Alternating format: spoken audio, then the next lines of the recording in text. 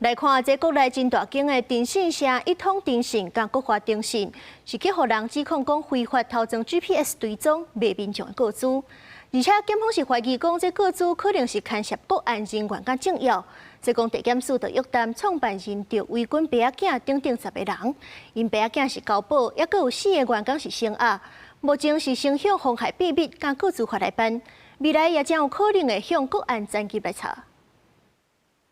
有沒有先例給中國人？有收紅錢嗎？面對問題，直直海頭國華電信創辦人趙維軍有真濟關係企業一通電信嘛在內，檢警查出兩間公司唔那共用外部人員涉嫌非法追蹤監視，如今佫牽涉到國安風波。你覺得委屈嗎？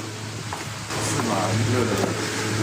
經過透明互信以300萬交保，趙維軍打出地檢署，才頭幾個日就閣點點唔講話。檢方這波行動發現涉案的電信社有收14萬受理1分外情案件，互人指控佇追蹤的對象車卡違法偷盜 GPS。這個在法院上是穩定被認定說，他已經有觸犯到妨害秘密，也就是因為它造成了說，可以完整的揭露你的隱私，就是你去哪裡、生活作息等等，這種可能會是包含到個人隱私的這個行動。